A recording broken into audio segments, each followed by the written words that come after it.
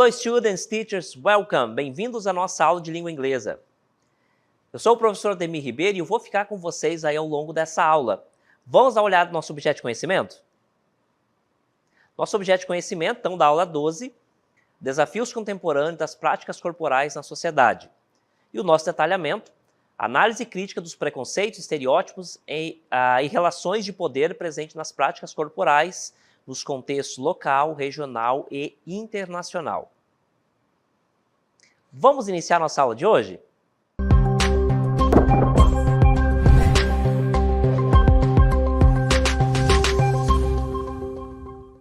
Então, conforme nós já vimos, né, o tema da nossa aula de hoje vai trabalhar sobre um aspecto mais voltado para as práticas corporais. Quando eu me refiro a práticas corporais, estou me referindo a todo tipo de atividade física, tá? Pode ser dança, pode ser performance de teatro, enfim, todas as práticas corporais, tá?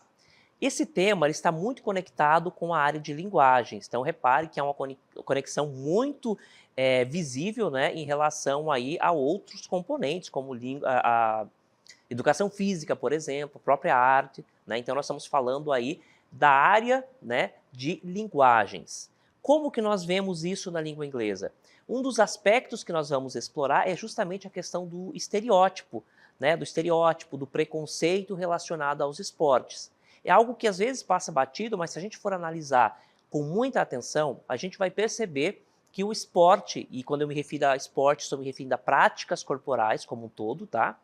Eles são recheados, são tomados de estereótipos e também de preconceitos, principalmente preconceitos.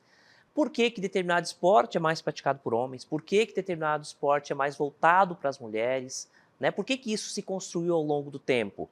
Né? Também tem a questão relacionada à questão financeira, né? A econômica também. Certos esportes, eles não são viáveis para a maior parte da população, não só do Brasil, mas do mundo. Né? Eles são tipos de esportes que são mais voltados para as classes mais abastadas, para os mais ricos. Por que isso se construiu? A gente vai passar por tudo isso aí ao longo da nossa aula, servindo como base aí para a gente ampliar o nosso vocabulário, também trabalhar questões de gramática e tudo mais. Vamos iniciar agora falando aí sobre os preconceitos relacionados ao esporte com os especialistas que nós temos, né, que são os professores de de educação física, dando aí o seu ponto de vista sobre esses preconceitos no esporte. Depois a gente volta e a gente vai explorar tudo isso aí ao longo da nossa aula. Acompanhe o VT com muita atenção.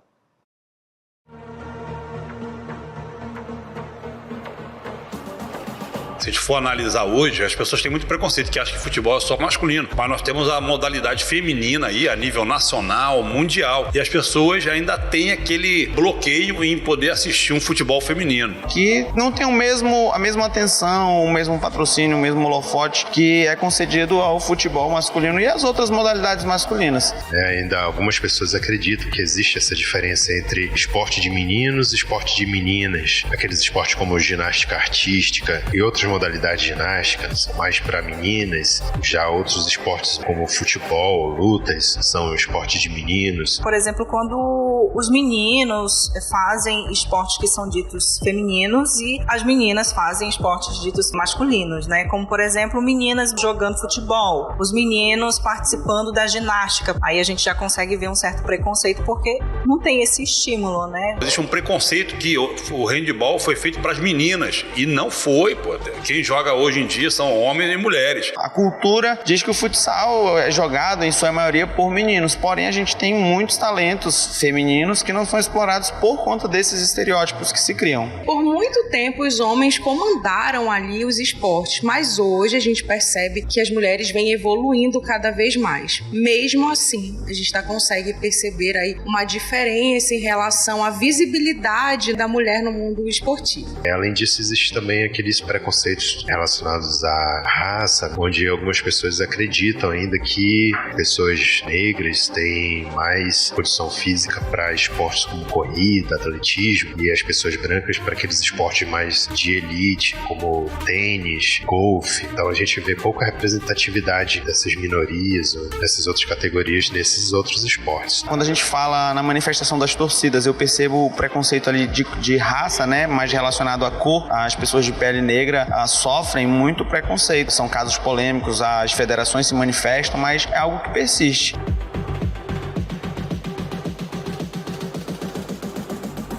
Colocar a boca no trombone e falar, dialogar sobre essas questões. Passar a assistir às competições femininas e a divulgar também. Conscientizar as pessoas que toda e qualquer modalidade é para ambos os sexos. Mostrando a importância da diversidade, da representatividade em todos os esportes, criando também políticas públicas que possam difundir os esportes, não só aqueles mais populares. Fazendo com que os alunos explorem de fato essas práticas, e se o aluno ele consegue se identificar com aquele esporte, ele pode participar e praticar. Não pare, insista, persista. Talvez você é um talento escondido que, se desistir do esporte, não vai despontar, mas se continuar, é um talento que vai fazer toda a diferença na modalidade que escolher disputar, que escolher jogar.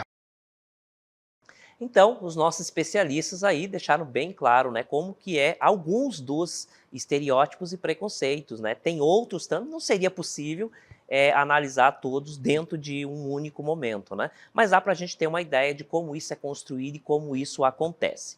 Agora a gente vai para um tema que é bem interessante. Alguns tipos de esportes, por exemplo, que são dominados por homens. Nós vamos ver uma lista agora e vocês vão perceber, né, como que esses esportes são mais praticados por homens. E por quê? Né? É uma questão que a gente tem que se fazer, uma pergunta que a gente tem que se fazer para compreender aí, né, como é que se dá essa dinâmica social que determina essas situações. Então, male-dominated sports. Esportes, então, dominados por homens. Né? Não quer dizer que as mulheres não façam, que não estejam fazendo. Né? A gente já percebe, né, que há esse movimento aí, onde os esportes, né, as mulheres estão migrando para esportes mais masculinos, conforme a professora falou aí no VT, e também o contrário acontece, né, os homens fazendo esportes que eram ditos aí esportes femininos. Olha só essa lista que interessante. O primeiro aqui, ó, futebol ou American Football. Esse futebol aqui eu estou me referindo, né, ao futebol americano, aquele de bola oval, tá? É um esporte predominantemente masculino. Né? Não se vê mulher praticando esse tipo de esporte. Ele até pode haver, né, modalidades, assim, digamos, nas categorias de base, mas ele não é tão enaltecido quanto o futebol americano praticado por homens. Né? Há mesmo essa diferença. Na sequência, nós temos soccer. Soccer, então, é o futebol. Né? Quando eu me refiro soccer aqui, gente, eu estou me referindo ao futebol que nós temos aqui no Brasil, tá? Quando eu falo futebol, eu estou falando futebol de bola oval, que é praticado majoritariamente nos Estados Unidos. Soccer, então, é esse futebol que nós temos aqui no Brasil, né? Que é futebol jogado com o pé mesmo, tá? Então, qualquer outro lugar do mundo, exceto os Estados Unidos, eu vou falar soccer, tá certo? Soccer, ok?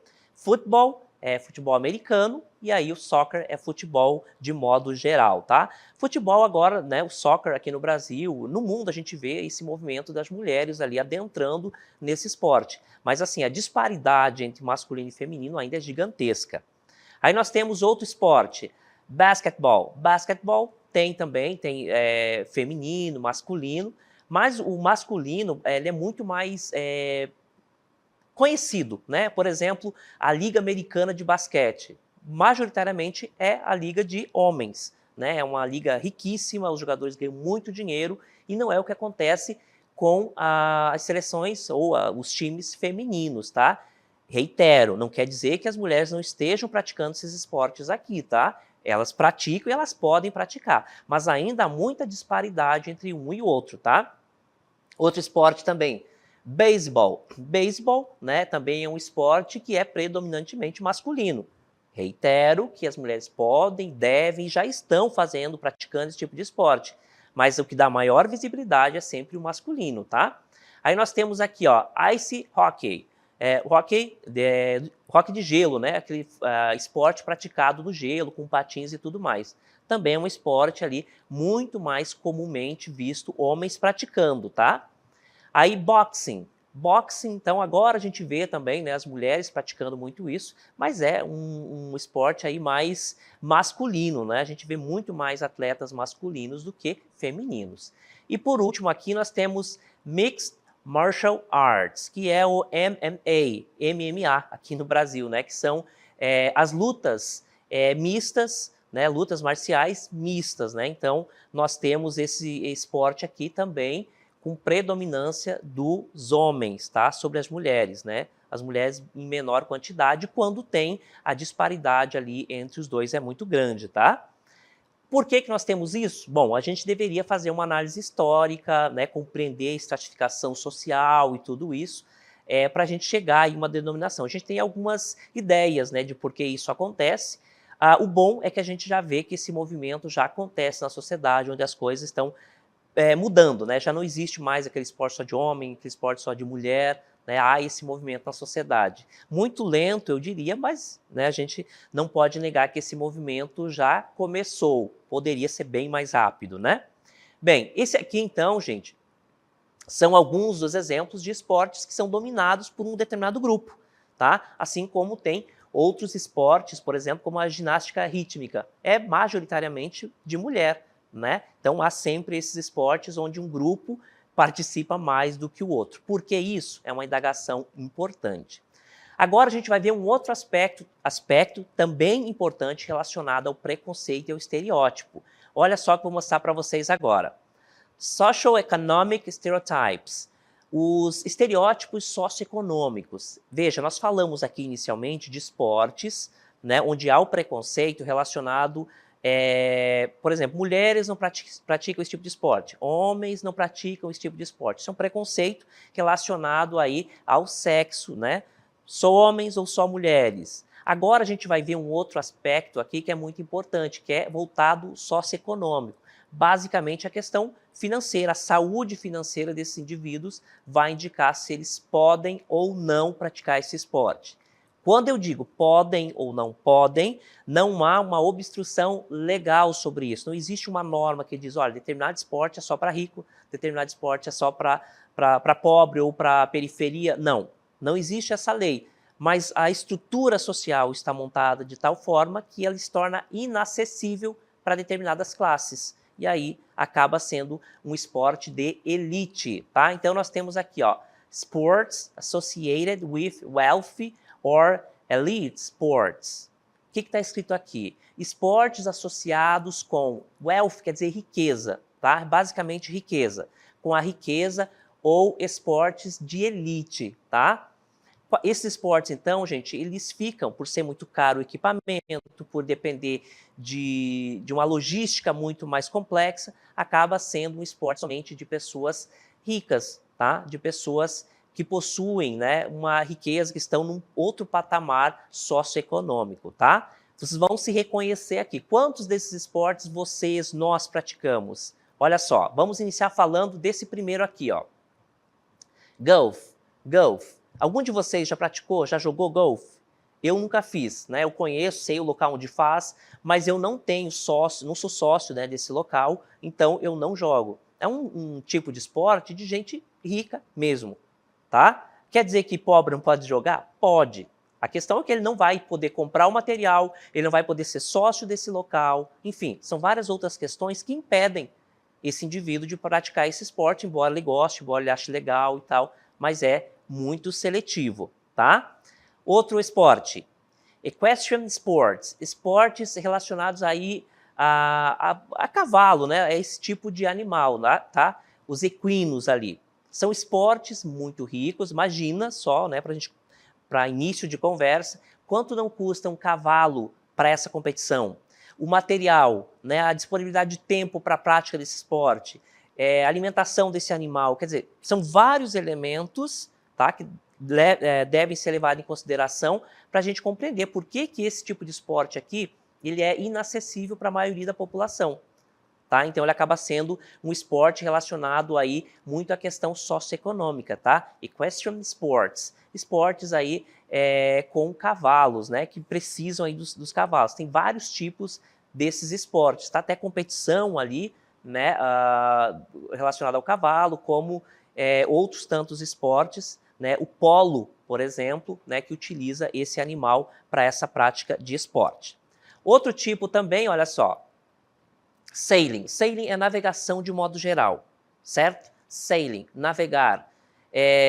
Quantos de nós navegamos por esporte, né? Praticamos esse esporte? Poucos ou nenhum. O que nós fazemos, né, e na nossa região é muito comum as pessoas andando aí, né, de barco e tudo mais, mas às vezes por necessidade de locomoção, então é um meio de transporte muitas das vezes, tá? Mas não é um esporte. Ele é um meio de transporte, não um esporte. Né? Você não faz aquilo porque você, no seu tempo livre, você vai velejar, por exemplo. Tá? É um esporte muito caro também. Imagina quanto não custa um desses barcos, né, para competir. Né? É muito caro, então isso não é acessível para a maioria das pessoas. Outro tipo de esporte que eu já citei anteriormente, olha só, o polo. Tá? Eu preciso do cavalo, quanto não custa esse cavalo, a manutenção desse animal, esse material. E aqui eu estou falando de vários animais, não estou falando de um só, né? Para montar um time precisa de vários animais.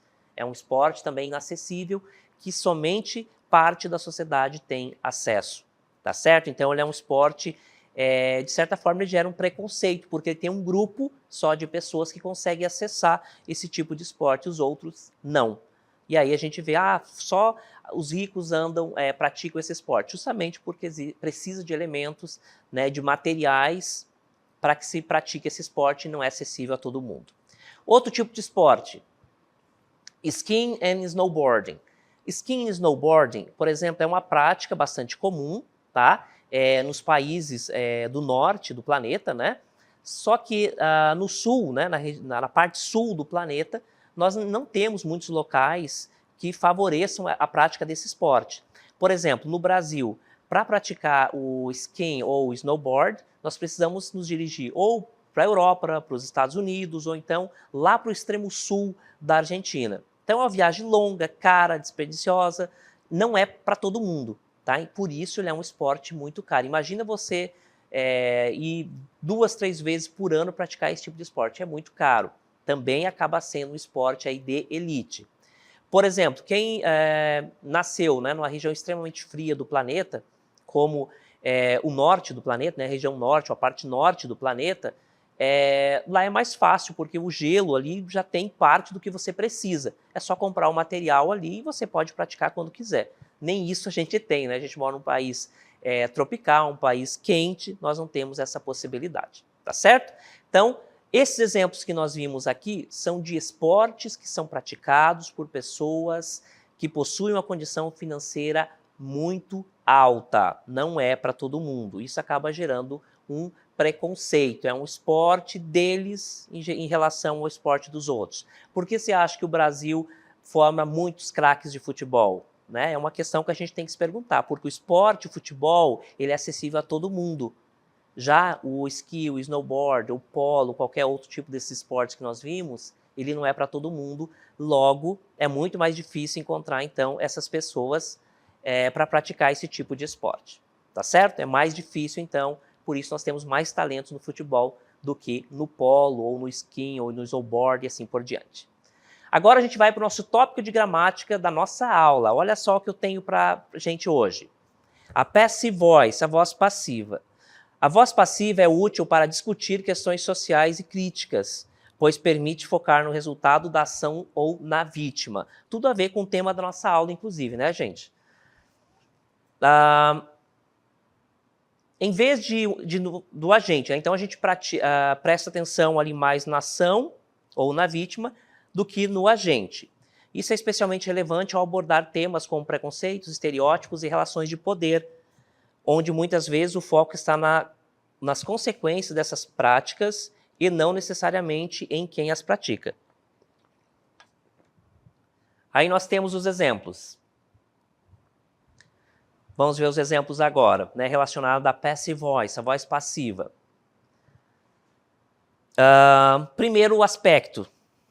Primeiro aspecto é foco na vítima ou no problema. Olha só essa frase. Women are often excluded from certain sports. As mulheres são frequentemente excluídas de certos esportes. Essa aqui é uma definição, né? Despersonalização. Repare que eu estou focando aqui, gente, não em quem faz ação, tá certo? Olha só, quando o agente não é relevante ou é desconhecido. Women are often excluded from certain sports. Eu estou, então, dando ênfase, né? Não é no agente, em quem está fazendo, tá? Ou ele é desconhecido ou ele não é relevante. Eu estou falando aqui, olha só, nessa parte aqui, eu estou falando da exclusão, estou focando nisso aqui. Quem fez, o quem faz não é muito relevante aqui. Isso é uma característica das frases na voz passiva, tá? O outro exemplo aqui, ó, racial stereotypes are perpetuated in the media. Os estereótipos raciais são perpetuados na mídia. Olha só, aqui está o foco, tá? Are perpetuated, tá? E são perpetuados, ok? Esse aqui é o nosso foco.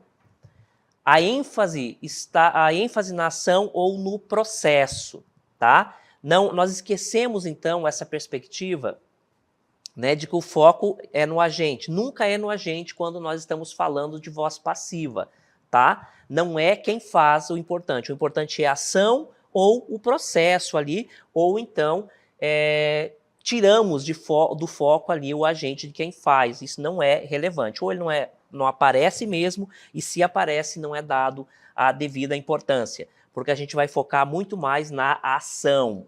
Então essa é uma característica da voz passiva. Inclusive policies should be implemented in schools. Aqui também, tá? É uma ideia, né, de voz passiva. Eu estou focando, então, na ação e não em quem fez, tá? Essa é a grande diferença da voz passiva para a voz ativa. Eu vou mostrar para vocês agora a regra geral, né, a fórmula geral. Então, nós vamos ter sempre nas nossas frases, né, de voz passiva, sujeito mais verbo to be, mais past participle, ou particípio passado, mais o by, mais agent. Vou mostrar para vocês na prática. Olha só o sujeito. The food is cooked by the chief. Essa frase aqui, gente. The food é o sujeito, is é o verbo to be, cooked é o particípio passado desse verbo, né, que é cozido, ou cozido aqui, né? By the chief. Aí todo esse complemento, ó, by the chief, é quem fez, tá? Aqui o foco, by the chief, né, é o agente, é de quem fez. Mas o foco, gente, da voz passiva vai estar aqui, ó. The food is cooked by the chief. A comida é feita, é preparada, é cozida pelo chefe. O foco está na ação, de ser cozido, de ser preparado, e não no sujeito, nem em quem faz a ação, que é o chefe, tá? Ele é tirado de foco. Essa é a característica da voz passiva, tá? Aí outro exemplo. The food was cooked by the chief. A comida, aqui eu só mudei o tempo verbal. De presente na primeira, tá? Eu passei aqui no passado. The food was cooked by chief. By the chief. Nós temos aqui, então, a ação, gente. O foco está aqui, ó. Foi preparado, foi cozido, tá? Chef, ok? The food was cooked by chef. Chef, a gente vê essa pronúncia às vezes divergente, tá? No terceiro exemplo, the food will be. Aqui é futuro. Também o foco está na ação e não em quem fez, o chefe, tá? Ok? Muito menos no sujeito, tá? Então, a característica das frases na voz passiva, gente, é quando eu foco na ação e nunca em quem fez essa ação, em quem praticou, em quem é o sujeito. Não, nada disso é importante, tá certo? Por como que isso se conecta ao tema da nossa aula? Nós temos estereótipos, né? E aí nós temos a voz passiva. Por que eu utilizo a voz passiva? Quando eu tiro o foco, tá, de quem faz a ação. Na voz ativa, alguém faz essa ação, tá? E o foco está em quem fez. Na voz passiva, ali a ação que importa, não quem fez. Então, quem fez a ação, ele sai de foco, o foco vai para a ação propriamente dita. Essa é a característica da voz passiva, tá certo? E ele tem sempre essa estrutura. Sujeito, ele vai ter o verbo to be e o verbo particípio, né? O verbo ali com a sua ação pronta e acabada. Uma informaçãozinha.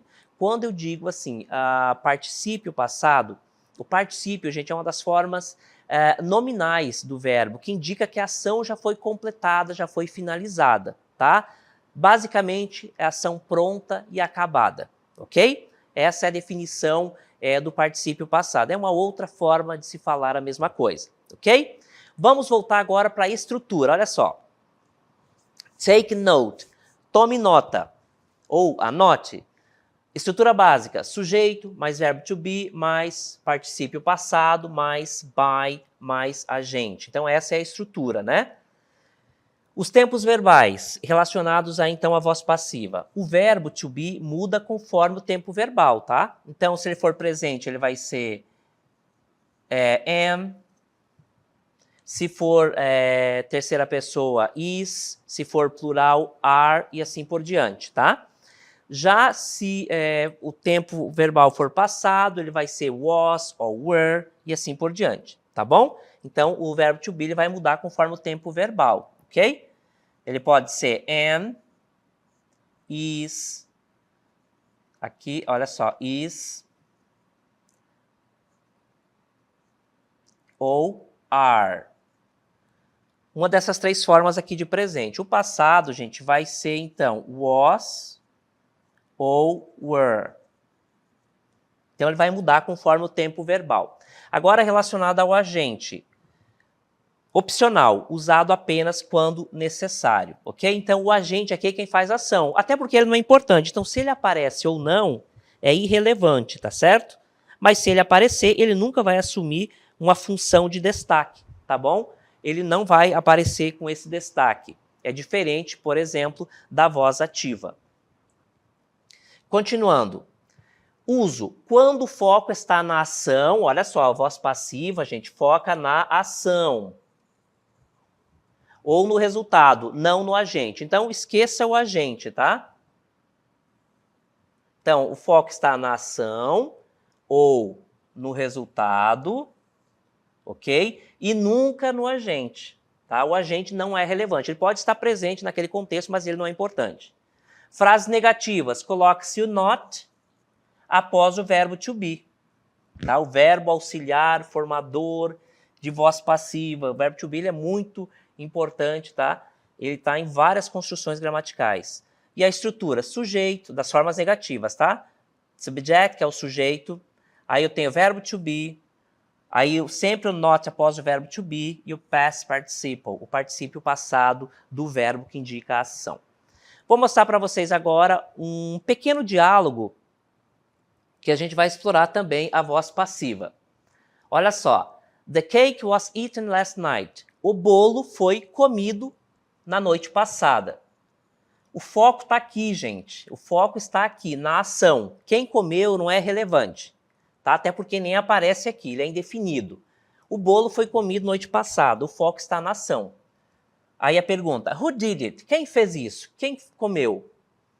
Aí a resposta, I don't know. I don't know. Eu não pronuncio o K aqui, tá, gente? É know.